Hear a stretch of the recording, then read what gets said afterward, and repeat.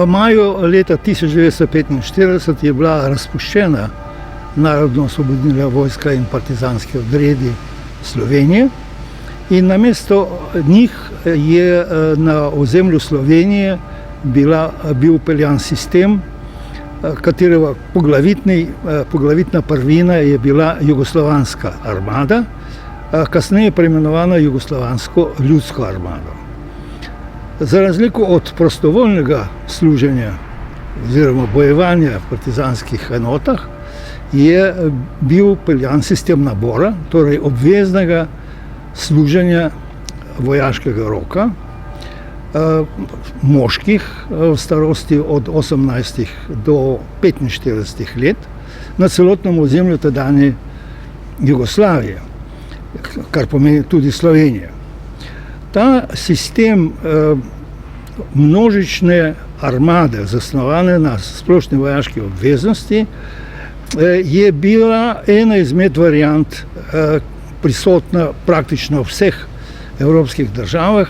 To, kar je bilo ustvarjeno po letu 1945, je bil neke vrste križanec med vojsko kraljevine Jugoslavije, torej predvojno vojsko, in sovjetsko vojsko, ki so jo jugoslovanski komunisti v nekaterih ozirih kopirali. Torej bistvo in podlaga za to množično armado tudi v mirnem času je bila obveznost vseh moških in izključitev žensk iz tega sistema. Služilo se eksteritorialno in novačilo se eksteritorialno, kar pomeni, da regruti so bili vedno napoteni kot pravilo v neko drugo republiko oziroma drugi kraj tedanje Jugoslavije, po možnosti čim dlje od svojega domačega okraja. To je bilo narejeno, s tem so ponovili sistem, ki je obstajal v kraljevini Jugoslavije. V kraljevini Jugoslavije je to izražalo ideologijo tako imenovanega trojedinega jugoslovanskega naroda.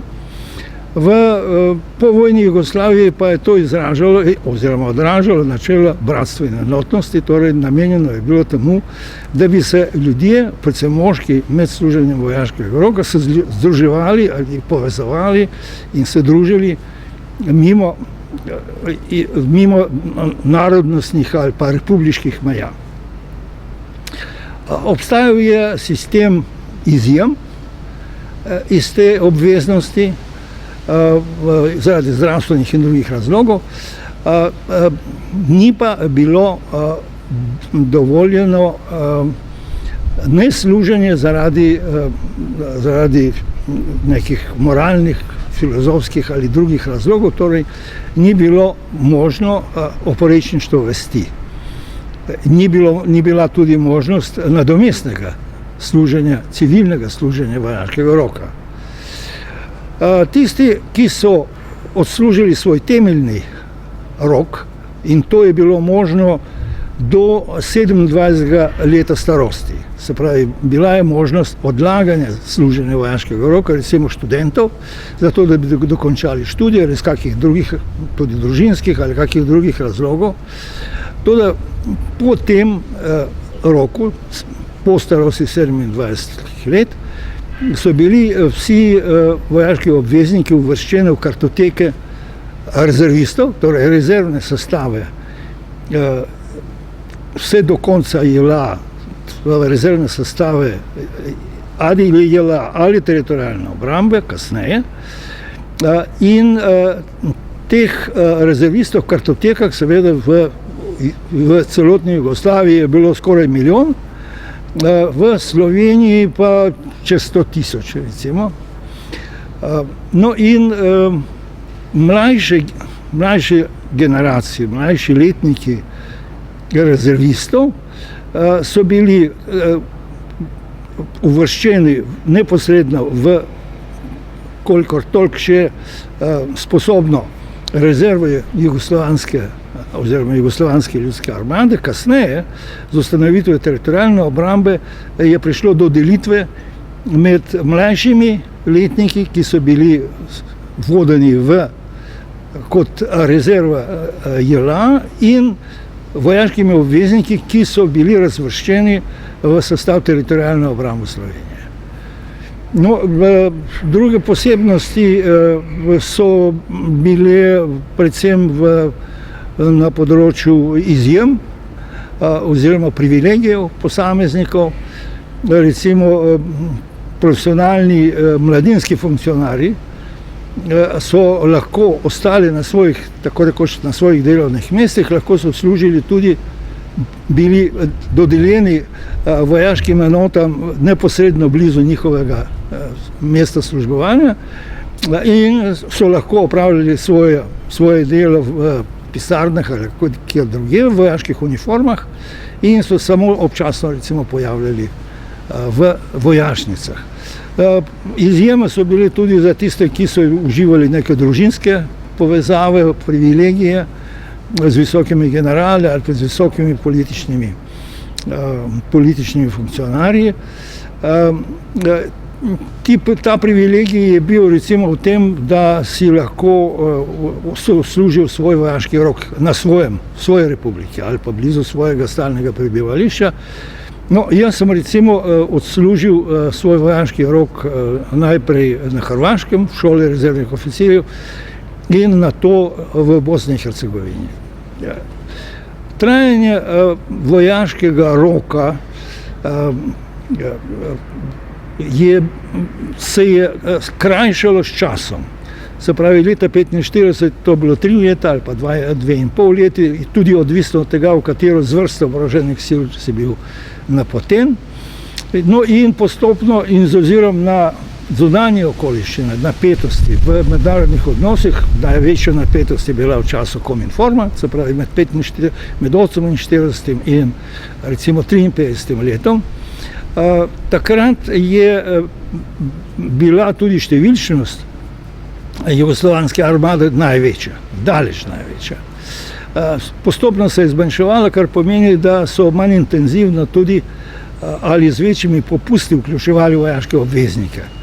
No, jaz sem služil na koncu, se pravi v 60 letih, 11 mesecev, torej 1 leto manj, 1 mesec kot dopust. No in na ta sistem se je obdržal vse do razpada Jugoslavije oziroma do razglasitve samostojnosti Slovenije. Dejansko ta sistem vojaške obveznosti je prevzela tudi Republika Slovenija, samostojna Republika Slovenija, in je sistem splošne vojaške obveznosti za moške v starosti, ki sem povedal, je trajal vse do leta 2003, ko je bil ta sistem zamrznen. Ni bil odpravljen, temveč zamrznen. Kako je bilo pa služenjem vojaškega roka pri ženskah? Nekaj časa je bil nek poskus, da bi ženske tudi služile vojaški rok. No, ženske so bile od samega začetka izključene iz aktivne sestave jugoslovanske armade, kar pomeni, da za njih načelno ni veljala vojaška obveznost. Bile so neke možnosti prostovoljnega dela ali služenja, tudi na pomožnih mestih. Ženske so bile vključene skozi celotno obdobje JLA, predvsem v nekatere pomožne službe, kot uslužbenke jugoslovanske ljudske armade. To velja predvsem za saniteto, pa za logistiko, pa mogoče za kako finančno službo ali kaj podobnega. Takrat so imeli status uslužbenk zveznih organov, zdravnice in še posebej znani zdravniki v sanitetni službi JLA so lahko dobili tudi čin vojaških rezervnih častnikov. Tudi general, recimo general Papo, načelnik vojaško-medicinske akademije, je dobil tudi vojaški čin. To je veljalo tudi za ženske zdravnice. Kaj pa je jugoslovanska ljudska armada pomenila v mednarodnem kontekstu? Je bila to močna armada, primerljiva s katerimi drugimi armadami? Kaj menite? Jugoslovanska armada tudi zaradi zaslug pri osvoboditvi Jugoslavije in tudi zaradi uspešne obrambe Jugoslavije v času konfrontacije predvsem z vzhodnim blokom, je slovela kot pomembna, velika armada, večja od recimo gospodarskih ali danosti glede na število prebivalcev ali kaj podobnega. Poleg tega je tudi zaradi svoje velikosti, ki je bila zelo velika, glede na število prebivalcev, je leta 1951, od leta 1956 do leta 1956 je dobila pomembno pošiljko ameriške težke oborožitve iz časa druge svetovne vojne, ki so Združene države dobavili brezplačno, vključno s prvimi reaktivnimi letali, s tanki Sherman, s vojaškimi tovornjaki, na katerih sem se tudi jaz vozil kot vojaški obveznik, in topovi in tako dalje in tako dalje.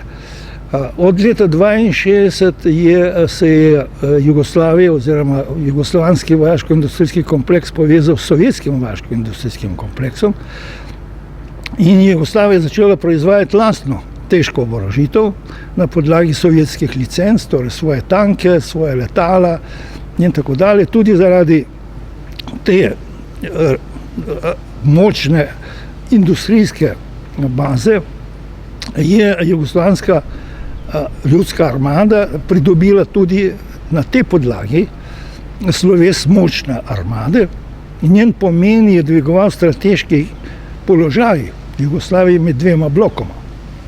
In tudi zaradi tega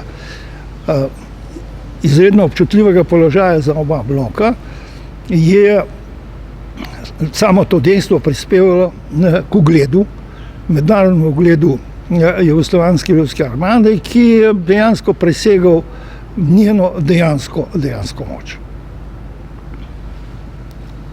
Omenili ste jugoslovansko armado oziroma Jugoslavijo takrat med obema blokoma. Ja. Bila je politika neuvrščenosti. Ja. To je tudi omogočilo, verjetno, da so bili tudi vojaška industrija je vsej v neuvrščenih državah dobre posle opravljala. Ja. Ja, no torej Jugoslavija je vse skozi od leta 1945 veliko vlagala v svojo vojsko in svoj obrambni sistem. Obremenitev jugoslovanskega gospodarstva je bila najvišja v času konfrontacije, Kominforme je dosegala 20% celo bruto nacionalnega proizvoda, tudi vse skozi je bila visoko in na koncu Jugoslavije, SFRJ je bila še vedno na ravni 4-5% bruto nacionalnega proizvoda, kar je recimo 4 ali 5 krat višja obremenitev, kot je današnja obremenitev Republike Slovenije. Tudi zaradi teh velikih vlaganj je jugoslovanska ljudska armada lahko počela stvari, ki bi jih težko počela ob manjše količine denarja. Tudi na področju razvoja lastne vojaške proizvodnje in tudi vojaške tehnologije. V nekaterih ozirih so jugoslovanski, recimo tanki, ki so jih izdelali na podlagi licence za sovjetske tanke T-72, naši tanki T-84, so bili boljši, bolj kakovostni od sovjetskih izvirnikov. No in ta pomembna sestavina jugoslovanskega obrambnega sistema je bila uporabljena tudi zato, da je Jugoslavija postala eden od nepomembnih, ampak vidnih izvoznikov orožja, predvsem v neuvrščene države, predvsem v Irak, Libijo in nekatere druge države, jugoslovanska podjetja so izvajala tudi gradbena dela za obrambne sisteme teh držav in tako dalje. V Jugoslaviji, na jugoslovanskih vojaških akademijah, tako v Beogradu, kakor tudi v Splitu, so se šolali častniki iz neuvrščenih držav, ne samo iz arabskih, tudi iz afriških držav, iz Zambije recimo in tako dalje. Vse je to prispevalo k ugledu jugoslovanske ljudske armade na mednarodni ravni. Zdaj sva govorila o jugoslovanski ljudski armadi, kasneje pa se je razvil tudi koncept splošne ljudske obrambe. Ja. Kaj je to pomenilo, kaj je vse nastalo v tem okviru? Do pomembne spremembe v obrambnem sistemu tedanje Jugoslavije je prišlo jeseni leta 1968 zaradi nevarnosti morebitnega vojaškega posega Varšavskega pakta na ozemlju Jugoslavije, tako kot je to Varšavski pakt oziroma Sovjetska zveza počela na Čehoslovaškem. Zaradi te nevarnosti je Tito sprejel predlog Eduarda Kardelja in Vladimirja Bakarića, torej voditeljev Slovenije in Hrvaške, da se Jugoslavija delno na obrambnem področju vrne k zapuščini narodno-osvobodilne vojne in da odpravi monopol jugoslovanske ljudske armade na obrambnem področju, da vpelje kot drugi del obrambnega sistema in drugi del oboroženih sil Jugoslavije še eno sestavino, ki so jo poimenovali teritorialna obramba. Kasneje so to spremembo nadgradili in leta 1974 tudi uradno z ustavo in zadnjo ustavo SFRJ vpeljali kot uradno doktrino splošne ljudske obrambe in družbene samozaščite. Ta sprememba je pomenila, da so začeli najprej, da so ustanovili posebej in ločeno, delno povezana z JLA, poveljstva teritorialne obrambe na ravni pokrajin in kasneje tudi na občinski ravni in oddelke splošne ljudske obrambe tudi v večjih podjetjih, v večjih ustanovah in tako dalje in tako dalje. Za potrebe tako razvejanega obrambnega sistema, ki naj bi vključeval celotno jugoslovansko družbo, torej za potrebe tako imenovane totalne obrambe, so bili potrebni tudi civilni obrambni strokovnjaki. Te vloge šolanja in priprave teh civilnih vojaških strokovnjakov, obrambnih strokovnjakov, jugoslovanska ljudska armada ni želela prevzeti nase, da bi jih šolali na vojaških akademijah. In je zato predlagala, da se na civilnih univerzah v Jugoslaviji ustanovijo katedre ali oddelki ali v Beogradu celo fakulteta za obramboslovje. Namen je bil, da se pripravijo, se pravi, civilni strokovnjaki, ki bi delali na tem področju, ki bi imeli zadostno znanje z področja vojaških ved in po drugi strani to bi bili tudi učitelji na srednjih šolah, ki so vpeljali predmet, obrambni predmet tudi na gimnazijah oziroma na šolah, da bi ti diplomanti takih študijev lahko delali tudi kot učitelji. To je bil temeljni namen. In ti programi obramboslovja niso bili nadomestek za vojaško akademijo. Pač pa jugoslovanska ljudska armada je želela obdržati neke vrste nadzor nad temi oddelki in je zato tudi diktirala programe, študijske programe na teh oddelkih. Mi smo se na Ljubljanski univerzi in na dodanji fakulteti FSPN, ki je bila edina na Ljubljanski univerzi pripravljena sprejeti ta študij, Mi smo se borili za to, da bi programi teh obramboslovnih študijev bili čim bližje družboslovnim programom. Zato, da bi diplomanti lahko delali tudi na drugih področjih, ne samo na oddelkih za ljudsko obrambo.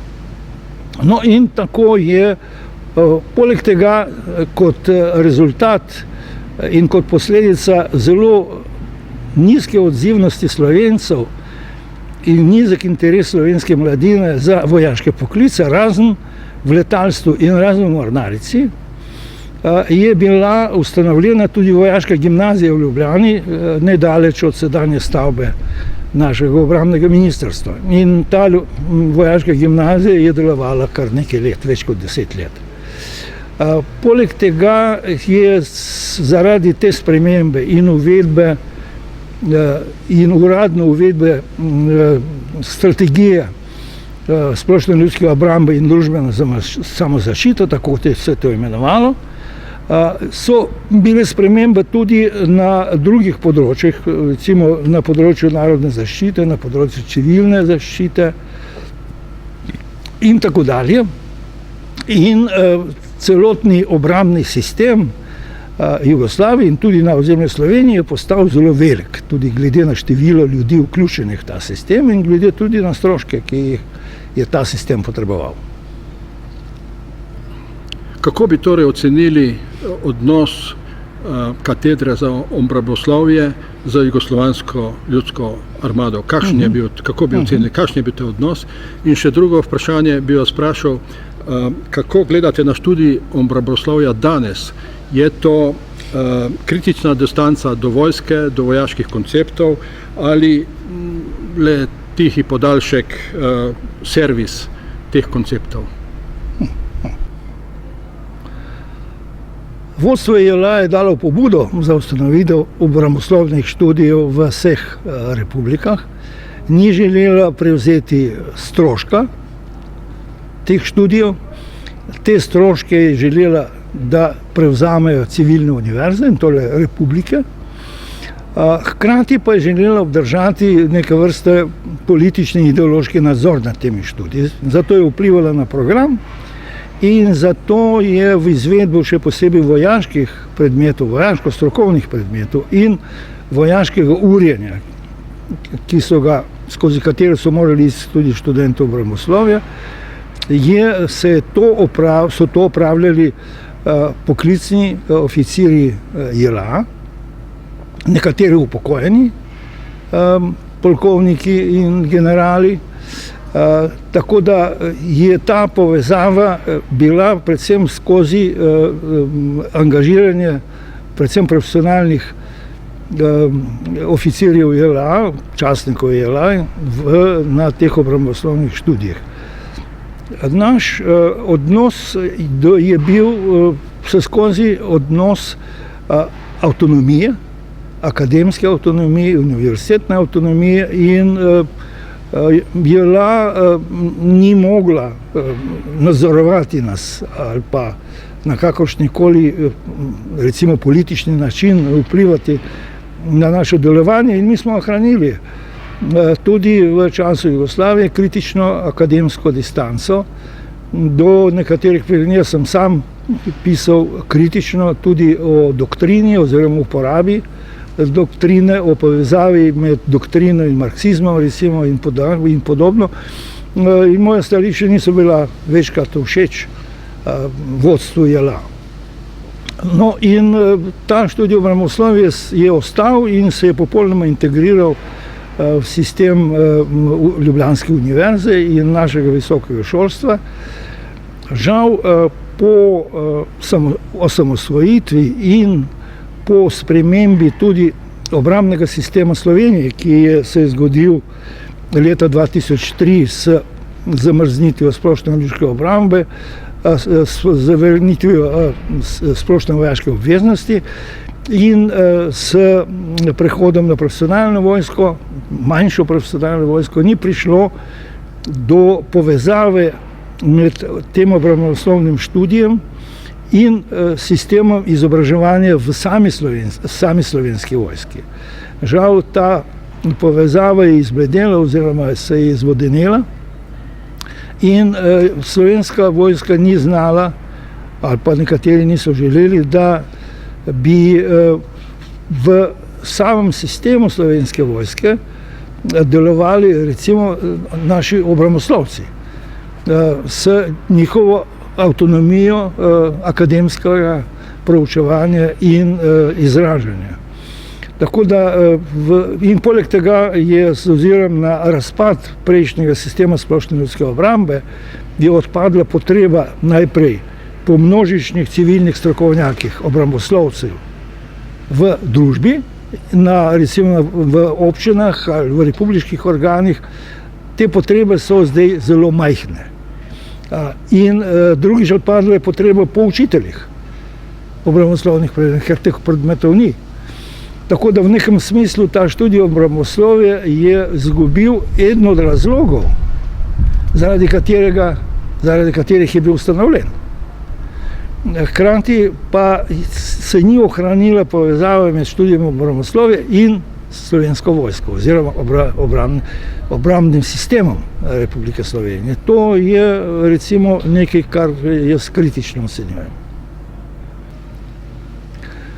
Ta avtonomija našega obramboslovja se kaže tudi v tem, da so člani naše katedre, tudi jaz osebno, večkrat javno izražali pomisleke glede nekaterih vidikov obrambne politike Republike Slovenije.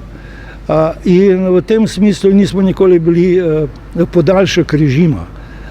Nikoli nismo bili tudi včasih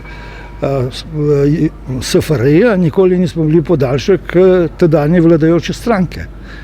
Mi nismo nikoli bili glasnogovorniki nekih uradnih stališč. In v tem smislu smo znali ohraniti recimo akademsko avtonomijo. Očitno ste moteč faktor, če zdaj ni več to nekako absolutno upoštevano. Kaj se bo iz tega izcinilo na koncu? Da slovenska vojska, njena učinkovitost? No, slovenska vojska je, vidite, eden od problemov slovenske vojske v tem, da je... A to snema ali ne? Snema. No, recimo eno od vprašanj, o katerem smo tudi javno razpravljali, je deformirana struktura slovenske vojske po odpravi množičnosti in po zamrznitvi splošne vojaške obveznosti in prehoda na profesionalno vojsko. Kaj se je zgodilo? V slovenski vojski so odpravili in so močno zmanjšali število navadnih vojakov. Danes je to nekaj 2600 ali kaj podobnega. Hkrati so ohranili in vzdržujejo število podčastnikov in častnikov, ki bi ustrezalo množični vojski. Se pravi, v slovenski vojski je danes več častnikov in podčastnikov kot navadnih vojakov. Če bi k temu dodali tudi veliko število uslužbencev na obrambnem ministrstvu, potem je ta sistem povsem deformiran. Se pravi, v njem po eni strani ni res, da v obrambnem sistemu primanjkujejo ljudi. To ni res. Primanjkuje navadnih vojakov. Pač pa je ogromna večina zaposlenih v tem sektorju, ogromna večina so pisarniški podoficirji in oficirji in uslužbenci. In to seveda samo dejstvo zmanjšuje bojno sposobnost in tudi kakovost, bojno kakovost slovenske vojske. In noben minister, obrambni minister, si ni upal zagristi to kislo jabolko in problem razrešiti. In to je eno od vprašanj, ki smo jih obramboslovci večkrat omenjali, brez rezultata.